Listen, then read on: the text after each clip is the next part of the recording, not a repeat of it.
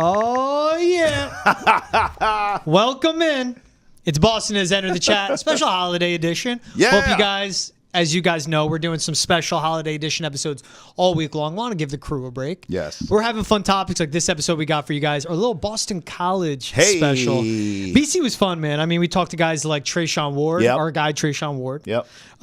Drew Kendall, Kamari Morales, Donovan Ezaraku, who's one of our favorite players of all time, I'd say, after the convo we had. We hope Honestly, he ends up with the guys, Patriots, actually. Yeah. We're same. trying to manifest that situation. Honestly, if all these guys ended up with the Pats on like character alone and being solid people, I'd love it. Facts. And by the way, the Pats could use all of them. Kendall and Ozzie Trapillo. Both offensive linemen. Yes. Treshaun Ward, running back. They need someone to help Ramondre Stevenson. Kamari Morales, pass catcher. Donovan Ezaraku, run stopper and edge player. All of them. Everyone they could use.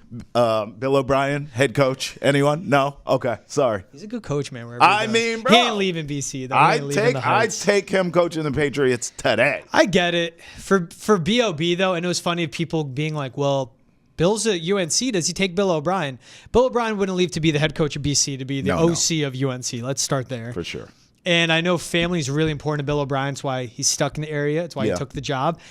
The BC job, to me, is his until he doesn't want it. I agree, and that's why it's going to be that much sweeter once Boston College does play UNC and Bill O'Brien beats Bill Belichick. It's going to be great.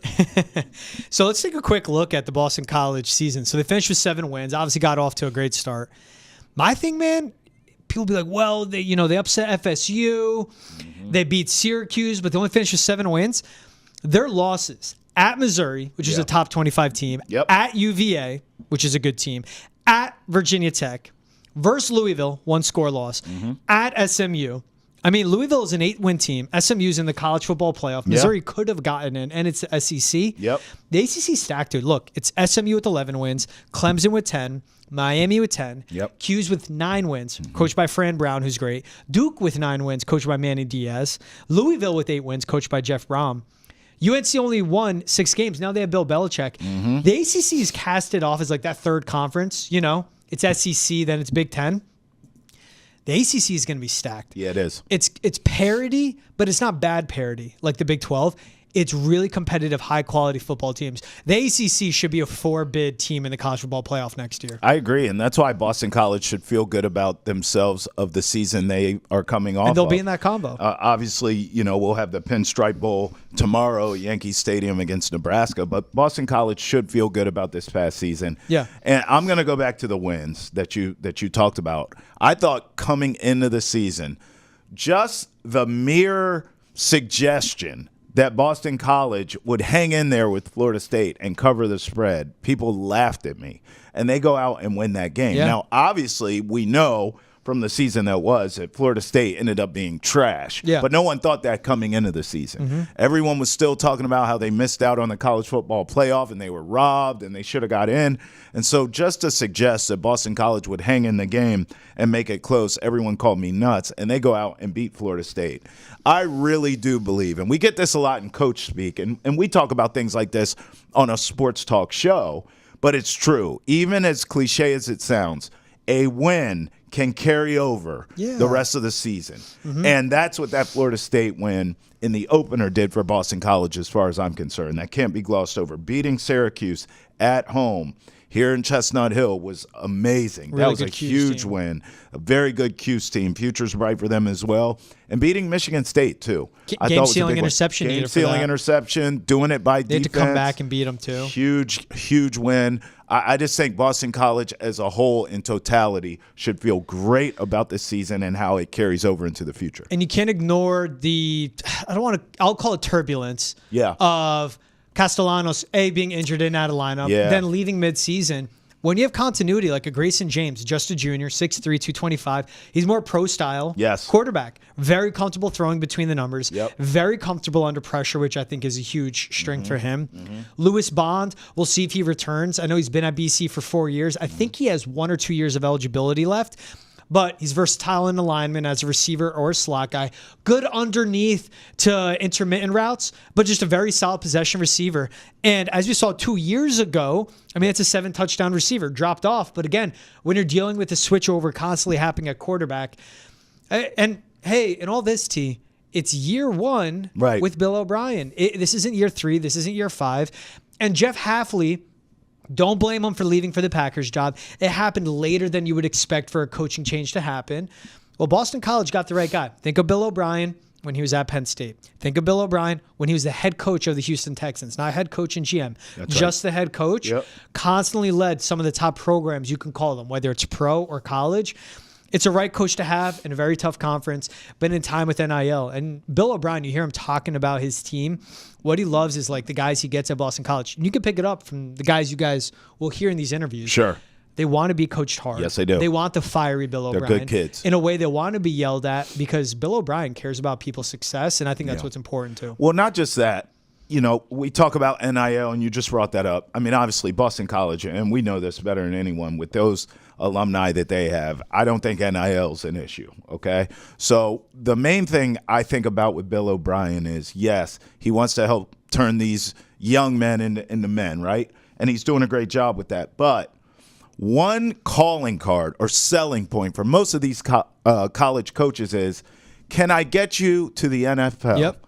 Can I develop an NFL player? Bill O'Brien, been there, done that, has a T-shirt. Check that box. Yeah. And so if you look at the ingredients of what makes a successful college program in 2024, 2025, and beyond, it's NIL, transfer portal kids, getting them in. He's accepting them as well. And can the coach get you to the next level? Check, check, check across the board for Bill O'Brien and Boston College. I like that. What does that get? A T-shirt? Check the box? He's been there. He has a T-shirt. He's been there, done that. He's got guys to the pros. He's been in the pros. He knows how to develop you. Never heard He that. knows how to coach you hard. They talk about this great roller coaster.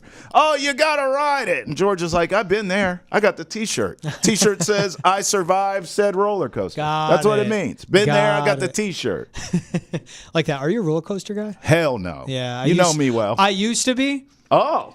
See, I would think you're a roller coaster guy. I was. And then it was more the Fireball. You see that like the church festivals? Yeah. I went on that and I'm like, I'm never going on that stuff again. Oh, you were like scarred for life. Yeah, I was just like, I'm not worth it, bro. Welcome to the club, man. Hey, you guys check out this episode of The Chat. Appreciate you guys for tuning in. Have a great holiday. Here are our conversations with the members of the Boston College football team. And best of luck to BC as well in the Pinstripe Bowl, taking on Nebraska down in Yankee Stadium. He's Drew Kendall, starting center for Boston College, captain of the BC Eagles. Hopping on The Chat. You see how excited my co-host AB is to have a fellow Eagle on with us. Drew, what's up, man? How we doing? I'm doing great. How are you guys? Doing awesome. Love seeing you guys off to this 2-0 start, getting it to the top 25, ranked number 24 in the country. The obvious question everyone is asking you is like, what's it been like? Week 1, the upset at Florida State, night game under the lights. They were number 10 in the country. Then week 2 to improve to 2-0. But when I ask what this has been like, I want to hear from the captain, center of an offensive line and an offense that has just run the ball over every single defense you guys have faced so far. Yeah, it's been great so far. I mean, we couldn't have predicted as good of a start. This is awesome. This is exactly where we want to be. But right now we're all just focused on getting better every day. And it starts with practice. We practiced this morning. It's just how can we be better than we were the week before? It's just all about improvement and then just focusing on the opponent ahead. Drew, I want to ask you about the first Eagle walk. First home game, was that different from years in the past? Did it feel like there was a new sense of energy around campus? I know they had the super fan shirts, and I was so jealous because I'd always wanted to get one of those, and I never could. So they brought them back the year that I left. So I actually texted my sister Mallory, who's a senior at Boston College, and said, do you have a super fan shirt I can wear on the show today? I'm talking to Drew. She's like, oh, I don't think I have one. I was like, how do you not have one? So was it different that first Eagle walk? Yeah, it was awesome. All the fans showed out, and they were all cheering us on. The Eagle Walk's awesome. I always get to see my mom before the game, give her a big hug. All the fans were out there cheering us on. It was just an awesome environment, and hopefully it stays that way for the rest of the season. Yeah, it was great to see you guys home opener, play Duquesne, beat them 56-0, and also rush for over 300 yards in that game. Everyone sees this jump in the offense. I mean, you guys are running the ball with authority, and we know the Superman behind you, Thomas Castellanos, he's going from being a guy that plays in system and in rhythm. Like we see an offense that's on schedule. We see Bill O'Brien's fingerprints all over this. But breaking away from like the scheme of it all, what stuck out to you learning from Bill O'Brien so far as he's now taken over in the Heights? A lot. I mean, he's super knowledgeable, as you know. He's coached Super Bowl winners in the past, national championship winners. So just being able to learn from him and just learning like his offensive mind as a center, it's helped me immensely. He's coached many great centers. So just learning the football aspect, like the X's and O's and how I can improve, but also how to become a better leader of the team as a captain. He preaches leadership, and I think that's what's really been able to take us to that next level. We've got a lot of good leaders on the team, and just making sure that no one gets too high, no one gets too low. We're all just trying to stay focused and get better every day. Drew, you mentioned Tommy. How have you seen Tommy grow as a leader, maybe commanding just the huddle from last season to this season? You know, coming in, new student to Boston College, there's a lot of other things going on. How have you seen his growth just in this early first 2 games of the season? Yeah, it's night and day. Coach O'Brien's done a great job of kind of just taking him under his wing, both like getting him better as a quarterback, which is clearly seen on the field, and then as a leader as well. The quarterback position is really important, and it comes with a lot of responsibility, both as in like taking care of the ball, but also like demanding the huddle and getting us all ready and getting us moved on from whatever play happened to the next play. So Tommy's grown so much, and he's just an incredible player. The play is never dead with him. So making sure we're sticking onto our blocks a little bit longer and let him make some magic back there. Drew, I love hearing like there's the maturity, there's the humility you guys have in this of you've been so successful through 2 weeks, but you're still like, hey, it's getting better game by game, practice by practice, day by day. What stands out to you about the locker room that you guys have and the unity of this team where, you know, you're obviously your mission is to start out 2-0, but the way you do it, it doesn't just happen. You know, there is buying in practice, buying in film, and then buying it as a brotherhood. So what has stood out to you about the growth of this locker room for you?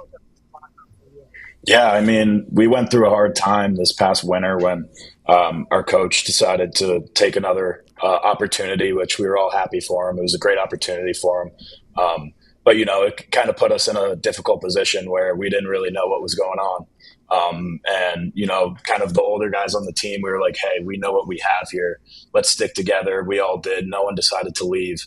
And then just really embracing the new opportunity we had with Coach O'Brien, understanding that he's a great football coach and that he could take us to where we wanted to get to if we all just bought in on what he was telling us to do. So I would just say it started all the way back in the winter. Coming in, the new winter conditioning program and summer conditioning was different, something we weren't used to, but I think that played a massive role into where we are now.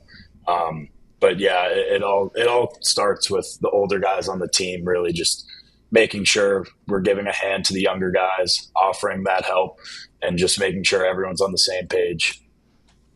Drew, looking ahead to this next Missouri game, who is an unsung hero on this Boston College football team that's maybe not getting the credit that they deserve?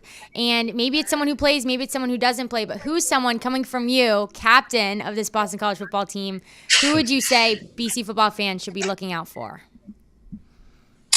Carter Davis, safety of the BC defense, has been playing unbelievable, both on defense and then on special teams as well. Making plays, showing he's a big energy guy, high energy, all around the football. So shout out to Carter. He's been doing a great job for us so far. I love that. We have a guy on offense. He can shout out his running backs. He can shout out his tackles, whoever. He goes to the safety. He knows how important it is. It's been fun seeing Carter Davis and Kerry Johnson work in that secondary for you guys. And we know they have such a big task ahead of them facing this Missouri offense that's led by Luther Burden, one of the best wide receivers. What jumps out to you about this Missouri defense, though? Because through 2 weeks, they haven't allowed a single point. So what is something you guys watch on film that jumps out where they excel, and that's a challenge you look forward to? Yeah, I mean, they're a tough defense. They swarm the ball. They play physical. And we understand that it's going to take all we got down there. And it's not going to be any easy task. Like you said, they haven't given up any points yet. But, it's just a great opportunity for us to showcase what we have on offense. And we're looking forward to the challenge. It's a great opportunity for us. It's exactly where we want to be. So I'm really excited for this Saturday to see how everything shakes out. Drew, does the offensive line at Boston College have a motto, a phrase, or something that you guys have really gotten behind? I know maybe last year you guys were listening to heavy metal in the locker room, which was so funny to me because Ozzy Trapillo doesn't really ring me as a heavy metal guy. But is there something that you guys say as a group that kind of brings you back, or the mentality that you guys have? Yeah, I mean, we always break it down on for the boys. That's our it started back before us, but yeah. So that's what we break it down on. I feel like that's always been the thing at BC for the offensive line. I think it just kind of sends the message of like, we're all doing this for each other. It's not about yourself, and you never want to let the guy down next to you. So every play, you're not doing it for yourself. You're doing it for the guy next to you. I mean, you guys play on Saturdays after all, so that's perfect. Did Ozzy pick up? I know he's a big John Mayer guy on the guitar. Did he pick up any like Ozzy Osbourne or anything with all the heavy metal you guys have been listening to? He might have. I'm not sure. We got to get him on that. We look back at that week 1 win, and I think what was so cool was it's in Tallahassee. That was a team coming off a loss, so you know what the desperation would be like for the Seminoles. It's under the lights. The nation is watching, and you guys rose to the occasion. What does a win like that in that setting do to boost your confidence moving forward? Again, now going into a matchup where you're in Columbus, Saturday afternoon kickoff at Faurot Field, taking on a really good Mizzou team. Yeah, I mean, going into that game, we all had a belief that we could go in there and win. We knew it was going to be a challenge, but just us all coming together and taking the game just one play at a time. Whatever happened that last play, it happened. You can't get it back. We can't, it's each play has a life of its own. So just understanding that and being able to move on from a big play or, maybe a tackle for loss, whatever happened, it doesn't matter. It's in the past. It's now about the next play and how are we going to, go do our job on this next play. So just taking it as like a day-by-day, play-by-play approach, I think that's really helped us in, just continuing this momentum that we have right now and, just bringing us into this next game. Drew, I know you probably don't want to do this, but I'm going to give you the opportunity to shout yourself out in a sense. What have you seen change from your game last year? No, you don't want me to ask you this, but what have you seen the biggest growth in your game from last year to this season, and maybe just having a new coaching staff, having different teammates to pour into you? What have you seen been the biggest difference in your experience from last season to this season? I would probably just say reps. Like, I'm now a more experienced player. I've seen a lot of different things happen within a game. So just being able to rely on my training and rely on my rules. The game has really slowed down for me. So that's helped me a lot, especially on some third downs and some plays where the defense might try and throw us off. Just being able to see the field better, I think, is where I've grown the most. Hey, got to shout out AB. Getting an offensive lineman to talk about himself is one of the toughest things to do. But I love that assessment, Drew.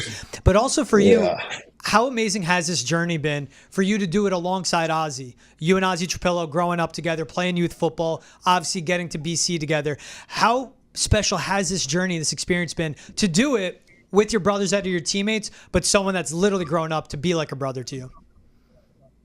Yeah, it's been really special. We actually went to different high schools, so for a little bit we weren't as close as we used to be. So it's been really cool to just kind of get back to where what we used to been, just being super close and just getting here and being on the offensive line has really helped not only us but the entire unit just mesh together. So it's been a lot of fun. Ozzy's a great player, and I love going to work with him every day. Yeah, Andy. Sorry, I meant Drew. Someone named Ozzy Trapillo potentially probably shouldn't have name dropped him. But why is the O-line calling you Andy right now? I don't know. They love it. I don't know why. They think I get mad about it, but It's short for Andrew, so Andy, Andrew. Okay, But so everyone nothing calls me bad. Drew, It's just but part of your name. no. Yeah, exactly. They just like to mess with me. Well, as you get older, now that you're a grad student, some people's names change. You go, Will to William. Okay, so here you go. Right. You're going Drew to Andy. It's a little different, but just because you're getting older, that's why they're doing it. Yeah, they're just trying to have fun with me. They wouldn't be your teammates and your best friends if they weren't trying to mess with you. I mean, that's a tough love that you need. Hey, Drew, I want to end with this one. Also, speaking about what you've gone through to have this journey, this experience with Ozzie, but also what's it like to get the feedback, the coaching, and also just get that support from your dad, Steve, who played at BC, who played in the NFL, who I'm sure is a huge, part of your success for how much he can help you on and off the field. Yeah, it's awesome. I talk to him all the time, post game, before games, just going through the film. I mean, he's my biggest supporter and also my biggest critic at times. But I mean, it's great. I need someone like that in my corner that's willing to tell me the truth, whether that's a good thing or a bad thing. It only helps me grow as a player and as a person. So it's been awesome. He's the best. So I love being able to talk football with him, which has kind of been my whole life. It's been great. Hey, doing it from when you were growing up to doing it to now. Drew, appreciate you taking the time to come on the chat. Best of luck this Saturday at Missouri. It's awesome to see BC not just ranked, but you guys just being in the fabric of football in this area. AB, I'll let you send Drew off. You got a message. You wanted to hype him up with something because I know you're itching to give him some support and some motivation. Eagles on a warpath, Drew. You guys know what to do. Let's go. Yep. Hey, I love this, Drew. Thanks again for taking the time, man. Best of luck. Go give him hell on Saturday. Thank you, guys. He's Treshaun Ward, running back with Boston College. Treshaun, appreciate you hopping on the chat, man. How we doing today? Man, we're doing pretty good, man. Just that I'm glad to be able to talk with you guys today.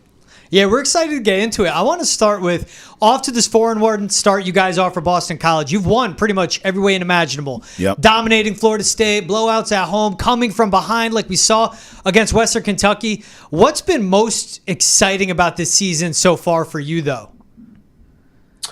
I mean, I think the most exciting thing for me is obviously with my last year being this year, just doing it with the people around you, man. When it comes to the start from January and all the workouts and stuff and whatnot, and doing it with your teammates and building that chemistry is what you really want in a team. And doing it with the guys and winning out there with the guys and just seeing the fan base coming out there showing their support. It's a big support for me, man, and a big eye opener because I've been having some teammates and coaches as well saying from last year to this year, the amount of fans that's been out there and students that's been out there as well has been a big change. So that's a good thing for Boston College.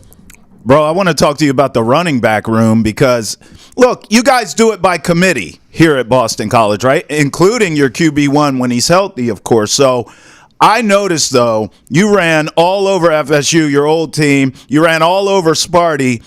How do you feel about running back by committee?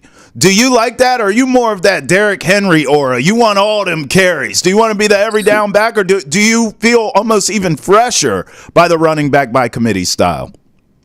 I feel like the running back committee, in a sense, it gives a defense a false pretense. And when I say that, is you've got to prepare for both running backs when it comes to me and Kyle. So in relation to that, not only you're not going to be getting beat up as much, but everybody, both backs is going to be able to be fresh when they come in. So I feel like this is a pretty good system with being able to get some rest while you're in during the game, and when you come in you're fresh as well. So I don't really too much pay attention to that, but just when I get in the game, that's when I'm in the game. So. Yeah, you kind of humble with that answer because, as Trav alluded to, 138 total yards, 1 touchdown against Florida State. I don't want to look back to week 1 too much, but Treshaun, how sweet did that feel doing that against Florida in Tallahassee under the lights against a team you played for and just dicing up their defense in a big, big, big win for Boston College? Yeah, so obviously, like my teammates and the coaches and everybody around me knew like this was going to be like a big game for me, and not only just because it's my former team, but I'm just coming back and see like some of my teammates and some of the guys out there was there when I was there. So being able to play against them and see them for another chance, because like I've been bouncing around from Kansas and now I'm up here, so I haven't seen them in a little minute, but you know. Getting that dub in Tallahassee was a good win because, obviously everybody was kind of doubting us out, pointing us out. And, like, when it comes to, like, our program, within the work we had and, like, throughout the week, we just know that without our work, that was going to come out there and take that win. And, like, we just had this mindset that Bill instilled it with us and, just faceless opponent. And, like, we only need anybody that's in, like, our program to believe in us. So it was a great win to pick up in Tally.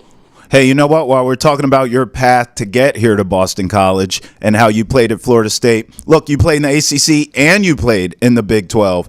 I'll keep it real with you. Coming into this season, I thought Boston College would be improved, and you guys are, but I thought the ACC overall would be down. This would be a down year. You look up right now as we sit here, 3 ranked teams in the country from the ACC. Talk to me. I know you guys are getting into ACC play, but talk to me about what you played against so far in conference and what you've seen from it. It's much better than I thought, at least. Mm-hmm. Yeah, I mean, the ACC is like, it's a pretty, what's the word? It's a confusing conference because, like, obviously you got your big schools like Clemson and Florida State and all that, but, like, you also have, like, for the teams, like, that's coming up, like, it's really anybody year when it comes to the ACC. You've seen, like, this year, obviously, with the team starting off with a strong start and, with the standings from, like, preseason and all of that, like, it gives a sense of who's going to be good, but, like, you don't really see that until, like, college football really been played. Like, college football, you never know what's going to really happen. So, but, I mean, in the ACC, I feel like it's really anybody's game. Like, you got to come with the mentality of every week of getting better, and, you got to play each game without, like, not worrying about the opponent. So, I mean, it's a pretty confusing conference if you ask me, but, I mean, it's really up for grabs for anybody. Hey, one thing is no one can get confused with Boston College, with the offense you guys got, with how the defense is played. Yep. We know what we get. You guys are going to attack, pound the rock on the ground. Tommy Castellanos is going to make his amazing plays. You guys have been winning. When we look back at what the season has been, dominating Florida State on the road, you have that game against Duquesne. It comes down to the very last play of the game with a huge interception by BC to beat Michigan State, and then to come back from down 14 against Western Kentucky. How have you felt the confidence in your locker room grow game by game, especially the way you guys continue to respond to no matter how sideways a game may go, you find a way to win? Yep. I mean, I feel like the confidence is like, kind of the way defense plays, you kind of get that confidence to play complementary football. So, like, when you see the defense get out a big shutout or, like, a sack or interception, like, as an offensive-minded person, like, you want to be like, okay, since the defense just got off the field, maybe we're going to try to go and get on this field and get some stakes or a point. But with that, it's just like, complementary football is a great thing, and that's one of the things that we've been talking about as a program, that we got to play a lot more complementary football as relation to both sides of the football. So, I mean, obviously we're going to have that mindset of running the ball, tough mindset, and don't really care who we play, but I mean, we got to play better at complementary football. Hey, look, I know from talking to you before we got on camera how much admiration and respect you have for head coaches in football. I want to talk to you about your head coach, man, Bill O'Brien. You know Billy O. He's a local boy around here, so he gets a lot of love. Talk to me about the Bill O'Brien experience as your head coach. What have you learned? What do you love about him? Why is it working for you guys? We talked about some of those ranked teams in the ACC. Hell, you keep winning like you are, you're going to be ranked here before long. Talk to me about your head coach. Yeah, man, what you see is what you get, man. But I really don't think, like, a lot of people get is that he has a great sense of humor. Like, throughout our team meetings, like, there's, like, times where he'll be saying some sayings, like just some general saying, like, I don't even know where he gets it from, but I'll write it down, and, like, he'll have the whole team laughing and the coaches as well. But not only that, when he comes in the room, like, everybody knows he means business. So, like, when he comes in, he talks to us, especially when him coming from a professional standpoint. He knows what he talks about. He's been coaching the best, so he knows how to win, and also he's been in those situations where we want to get to where we want to get to, which is a championship. So he brings a very when it comes to like our offense, he brings a pro style set. So when it comes to that, like, most of our admirations of getting to the league is like, already in this college level with Bill B. So he brings intensity in practice, and like when we have our lows in practice and it's not at the intensity he wanted, he's gonna bring it up and like get on us, yell at us, and like say we need to pick it up. So he's a guy that's gonna have a humor. He's gonna be really hard nosed on you if you don't have your stuff together. But he's loving as well though. He has a side that like really people haven't really seen. I love hearing that. I mean, the man is serious as can be fiery. We've seen it from when he was with the Pats. We've seen it at BC, but he keeps it light. It doesn't have to be the best one, but do you have any of those sayings off the top of your head that he said? I got you. So one of the sayings, this was during like fall camp, and this was like when during like the one-on-ones with the OL and DL, or I think it was like team or whatnot. But basically the D line was just rushing through the gaps, like they really like just rushed through the gap and got to the quarterback, and he was like, he was pulling up the film, and it was like, this looks like a screen door inside of a submarine. so like when he said that, when it kind of brought me up top, I'm like a what? screen door inside of a submarine, and then I got it. I was like, oh, the water going through it. So like, it makes sense. But yeah, that was pretty funny. No, I love that. He finds a way to like level with you guys and see it. And I could imagine when Bill O'Brien gets to the heights, that is something that interests you. An NFL coach, proven, been everywhere, been calling plays at every level for someone that was in the portal. But being from Florida, you went to FSU, then you were at K-State. What drew you to Boston College to land here with your last year of eligibility to play college football? Yeah, obviously, one of the biggest was, my position coach, Savon Huggins. And, like, with him having, with him being highly recruited when it comes to his career in high school, I feel like our conversation and the connection we had was really dear. And not only that, but, like, the plan for me and, like, coming here, getting this, egregious degree when it comes to Boston College and, like, the Alumni Association, dealing with that, like, you're going to be pretty much set up for life. So not only that, but like, when it comes to the team last year, they were talking about how like, yeah, man, we were like 7-6, but there were some games that we should have won that could have made us either 9 wins or 10 wins, and I want to be a part of something like that. But yeah, the plan that he had, and like, coming here to a academic school that's going to have you pretty much set up for life after football, and just seeing like the alumni association around, like sports administration and like front offices and whatnot. This was something I couldn't pass up. Hey, I love you pointing out Savon Huggins because Treshaun, I'm from Jersey. Oh God! Just like anyone from Florida does, okay. You guys look out for each other. You likely know. God. Savon Huggins was a legend at St. Peter's Prep when he was playing there. Hey, they told me, man. He told me the stories for sure, man. Like when it comes to Rutgers, having everybody knowing him when he was in high school, showing up to the visits in the spring game and whatnot. So like, yeah, man, I know he was. He even told us he was on the back of the bus too, like the buses around. Yeah, so it was like, you walk up on St. Peter's campus, you're like, this small school, like they got powerhouse football players. That's how it was, man. Savon's a legend. Trav's rolling his eyes. I'm gonna stand up for Jersey every time. Treshaun, I love you pointing him out. What has stuck with you learning from Savon Huggins, who's a Jersey legend? I got to say it one more time. Man, like his passion for the game, like.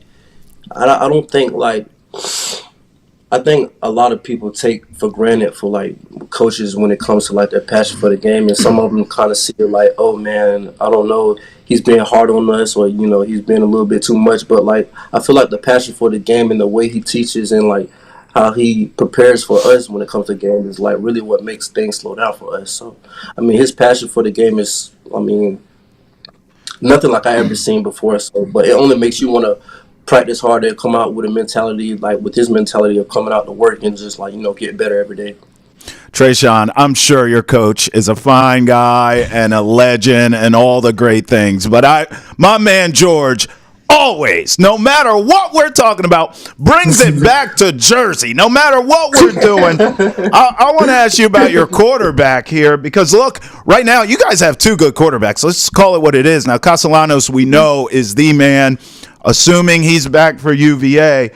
Talk to me about him, not only as a playmaker, but as a teammate, because that kid is a stud.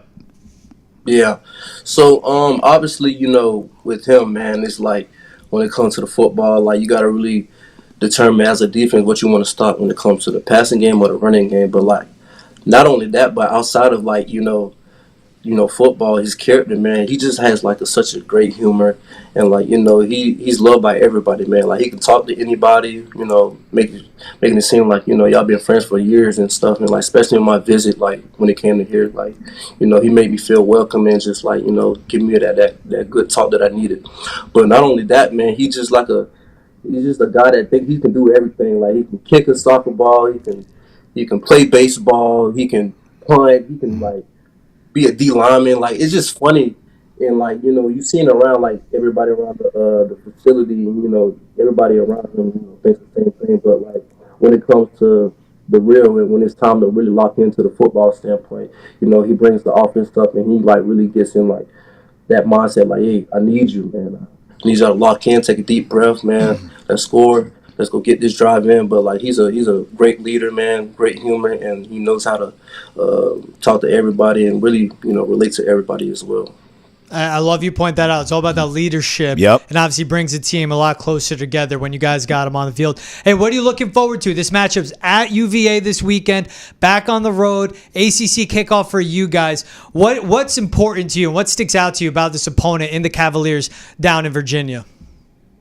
Yeah, obviously we have like some of them, I guess like scouting report, and OB does a great job at that during like the first part of the week. But obviously their defense, they have some physical front seven when it comes to like their D linemen. They got some good D linemen, and as far as their backers, they have some great backers too. That's physical and tough. And as it relates to the passing game and like the receiver, that's probably where we're going to make our money at the most. When it comes to the DBs and like kind of like suspect a little bit back there, but when it comes to the DBs, when it comes to the defense, like they have a great group of seven, and really we're gonna try to do the same thing every week, man. Start clean football, start fast, being able to run the ball and create an identity for ourselves throughout that. But with that, we just got to come with a sense of like just playing one play at a time and being able to stay on schedule.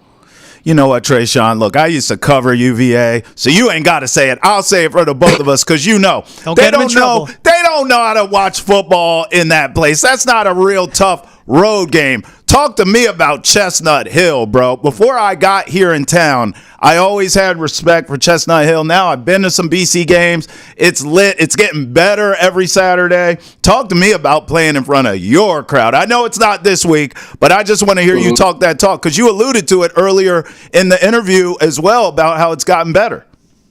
Yeah. So obviously, like, the first time I'd been to Chestnut Hill, obviously with Florida State, and like the crowd there, it wasn't really as much as it was then. And now it's like, when it comes to like scoring and stuff, especially like the Michigan State game when I scored that little touchdown and I was like running around, and I was just seeing and looking at the crowd and just seeing everybody cheering, and like with it being a rainy game and they still coming out there and then like filling up the crowds, it was phenomenal to see. And not only that, but like fresh off the win out for Florida State, we got Duquesne, and you would have thought like not many people would have showed up to the game just because, based off what we won the first week and whatnot, but they still showed up and still had a packed up crowd. And like, the fans are a big thing when it comes to football too, because they gave us a lot of energy too. So the crowd's a big thing, and like playing in front of that crowd, man, I love to do it, man. Like the student section, they do a great job at it, doing what they do, provide energy for us, and like we just feed off them like how they feed off us. Hey, man, you got BC off to a 4-1 start, that huge win over Michigan State. That one under the lights, that was an unreal college environment. We know that big comeback over Western Kentucky. Yep. All those home games out at the Heights at Alumni Stadium are exciting. Treshaun, super quick, whenever you get into it with Coach Huggins, who wins it? Who's the better running back state, Jersey or Florida? God. Oh, my God. I can't even – hey. Tell me the truth. Respectfully, I'm going to, give respect to Jersey. But respect to everybody else. but We all know Florida is the factory for everything. Florida is the factory for everything, man. talk about it. Florida is the factory. Florida and like down south is the factory for everything, man. Like, yeah, you got your dudes, got some good dudes from Jersey and whatnot, but like, man, we play year-round football down there, so like, it's a Thank big you. difference. Thank Hey, you. can't deny it. Can't deny the speed. And you know what? No defense can deny Treshaun Ward when he's on the field. You're the man, Treshaun. Great convo. Appreciate you taking the time. Thanks for coming on the chat. He's Kamari Morales, tight end for Boston College. Kamari, appreciate you hopping on the chat. How we doing today, my man? I'm doing great. How about yourselves? We Doing good, great. man. Doing great. We're excited to talk some BC football with y'all. So I know you guys are looking to put that loss against UVA behind you. That one's on the road. Coming back home this Friday, hosting Louisville. That's an offense that can put up points just like you guys. How much you look forward to this matchup, having the Cardinals come to town to Boston College and the Heights? I just look forward to being back in front of, the home stadium. We've been on the road for the last 2 weeks, so I'm just really excited to get back into our stadium and get back into the winning column, and it'd just be a great thing to do, especially in front of our home crowd. I'm glad to hear you talk about that game because now I want to take you back to your old team. You played alongside Drake May at UNC, and I have a lot of questions about this. So let's just start with what made him special in your eyes? What did you see from Drake May during your time there where you were like, okay, this kid, he can play. He's got it figured out? He was just so smart. The game was it was very slow to him. When he first got there, you can kind of tell that he had definitely come up, from a great football family.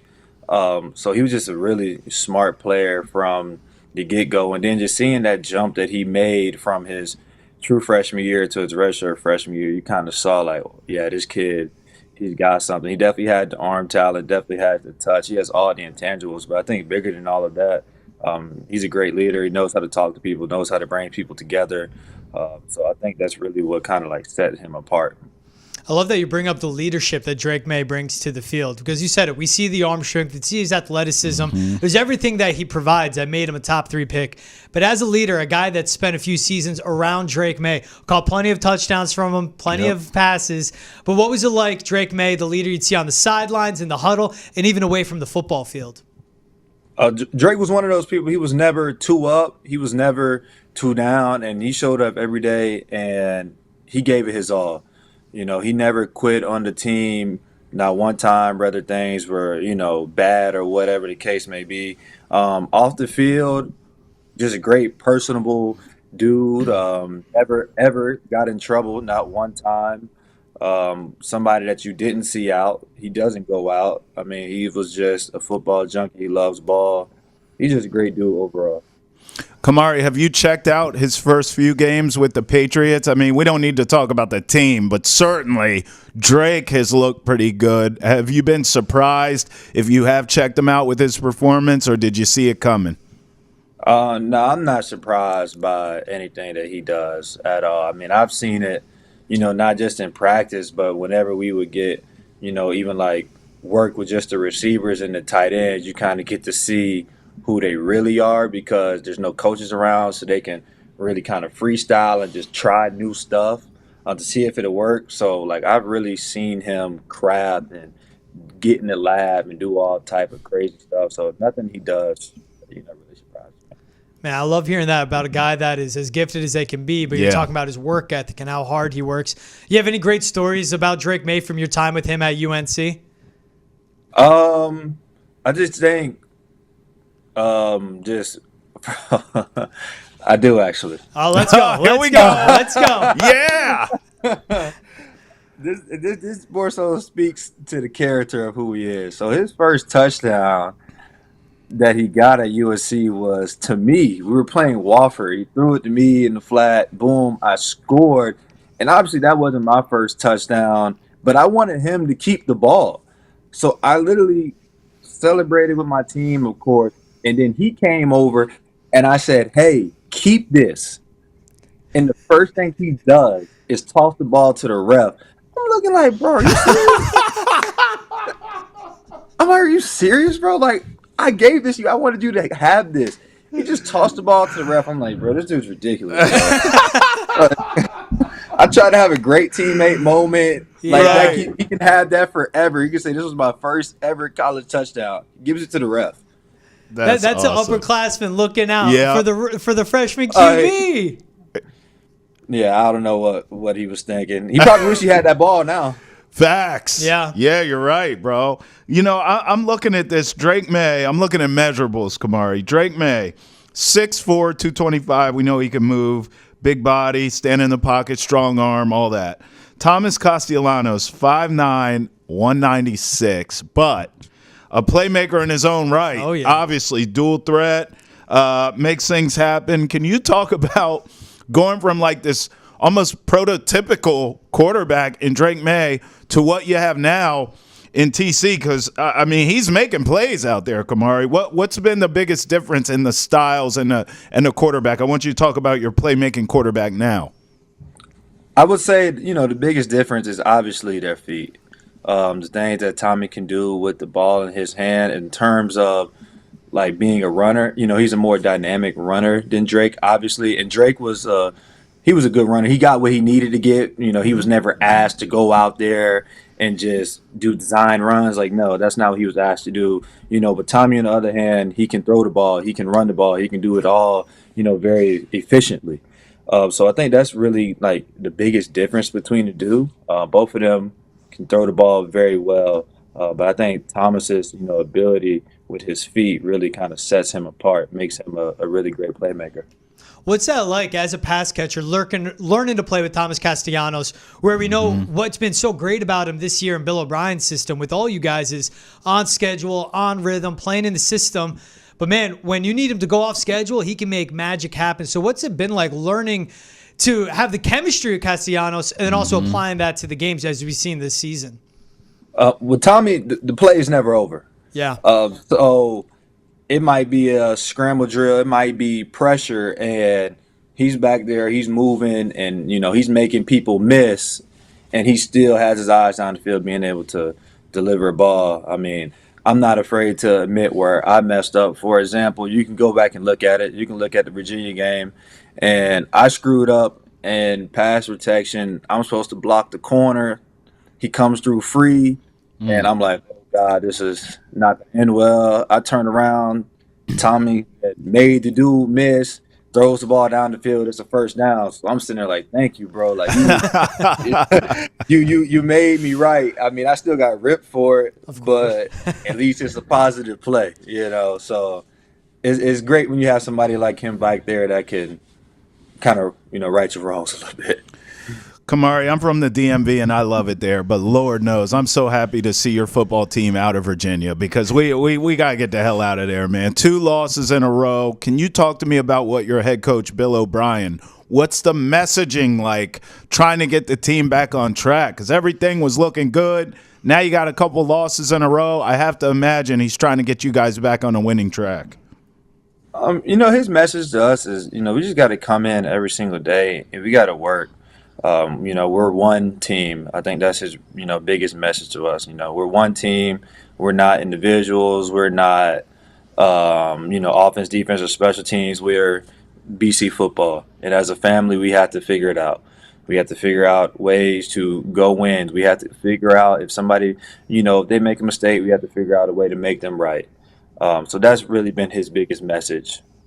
Between you playing at UNC and you now playing at Boston College, you've been around 2 big-time head coaches in football, period. Yep. Doesn't matter the level. What's it been like learning from Bill O'Brien as you spend your time around now with Boston College? It's been a huge blessing. Nothing shy of a blessing. Just learning ball from such a great coach, somebody who's coached some of the best players to ever play the game. I mean, he's coached the best quarterback to play the game. He's coached the best receiver to play the game. He's been around a legendary head coach with Belichick. So to be around somebody that's seen ball, learned from these greats, taught these greats, it's been very amazing being able to talk to him, understand everything. Man, from watching you guys this season, it feels very much like your team is inconsistent. Can you talk to me about finding consistency with this team, A, and B, when you all are playing at your best, what does it look like? I mean, obviously, George and I can sit here and watch the games and give our opinion, which we do every week, but you're out there playing. So how do you find consistency as a group? And also, what does Boston College football look like when it's at its best, Kamari? In terms of finding consistency, you just got to show up and just do the right thing every single day, and that'll bleed over into the game. If you're doing the right things, in practice, getting into your game plan, understanding the game plan, it gives you the confidence to move fast, to, do things at a high level when you understand everything that's going on. So I think that, goes into being, consistent, being able to understand it, and being able to go out there and just react, go out there and play, not being able to think about too much.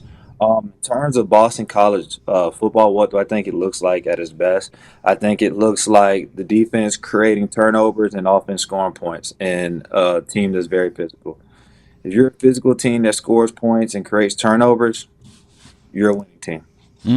Simple as that. I love Simple. that. Now, Kamara, I want to end with this one. I asked Treshaun the same thing when we had him on a couple weeks ago. You went to high school in Florida, played your ball there. What is it about Florida football that makes you guys that come out of that state different than anywhere else in the country? I think, honestly, we see so many people from the state go and play at such a high level. And growing up, you hear the stories about those people. You hear the stories about the people in your city that have gone on to play at such a high level. So it's almost like a standard. Football is a really big part of the culture, not just in the South, but in Florida. So it's more so like a standard thing. So you have to uphold that standard. Whenever you say, yeah, I'm from the state of Florida, people look at you differently. People have an expectation of you. People expect for you to be good. And we all know that, and I think we all buy into that. Kamara, I love that. I mean, there's Florida, there's Texas, there's Jersey. And to say what you say about it. Oh, okay, Georgia. come on. Georgia. Georgia, I'm true. from the state of Florida. Let me say this. Go ahead. And I ain't mean to interrupt you. Talk No, that you're talk, good, bro. Kamari. Hey, Talk your look. talk. Because people love to talk about high school football and say, oh, I'm from California. We're the best. No, you're not. The best states for high school football, in my humble opinion. Yes. Florida, Georgia, Texas. I'm going to be honest with you. I think Alabama football is better than California football. Alabama plays ball. Do your research. Yeah. And Mississippi plays ball too. They just don't have a lot of players. But I want to say per capita, the state of Mississippi has the most NFL players. Yeah, I didn't hear any Jersey on that list at all. Interesting. Huh. So, Kamari, you gave me homework. I'm going to go look at per capita for Ole Miss. I'm giving you homework. Go talk to Savon Huggins and tell him you left Jersey off the top 5, all right? Please. Oh, he knows that. We've had those conversations. Good for you. Here we go. Good for you. Ready. You came ready. Hey, Kamari, I appreciate you taking the time, educating us on Georgia and Mississippi high school football, not just Florida, but also best of luck this Friday against Louisville. Give them hell, man. Appreciate you hopping on the chat.